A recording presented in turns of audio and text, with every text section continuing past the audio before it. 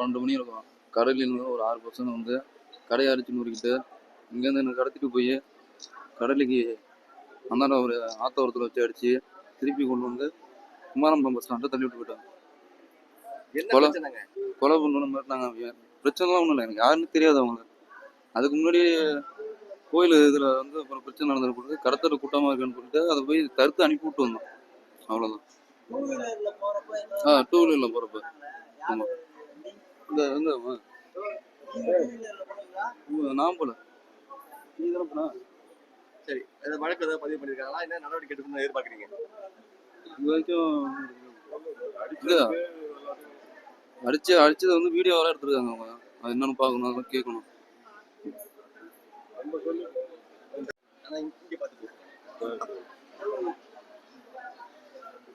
இரண்டு சக்கர வாகனத்தில் குடிபோதையில் சென்ற போது அங்கு சின்ன தகராறு அந்த கடத்தருவில் நடந்திருக்கிறது. அந்த சின்ன கடத்தரு அப்போது உள்ள அங்கே இருந்தவங்க சமாதானம் பண்ணி அனுப்பிட்டாங்க. அதோட முடிஞ்சு போச்சு.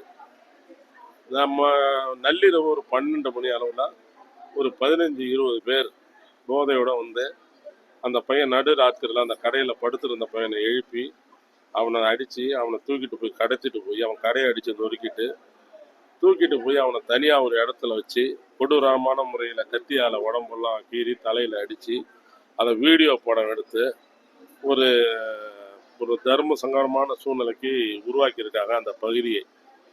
ஆகவே அவர்கள் மீது கடையை அடித்து நொறுக்கியதற்கும் கடத்தியதற்கும் அதுமாரி கொலை முயற்சி முற்பட்டதற்கும் தகுந்த வழக்கு தெளிவாக பதிவு செய்ய வேண்டும். இதுவரை காவல்துறை 7 பேரை கைது செய்து வைத்திருக்கிறது. அந்த 7 பேர் மூலம் உரிய நடவடிக்கை, அதாவது உரிய வழக்கை பதிவு செய்ய வேண்டும். வேற அடுத்த நீங்க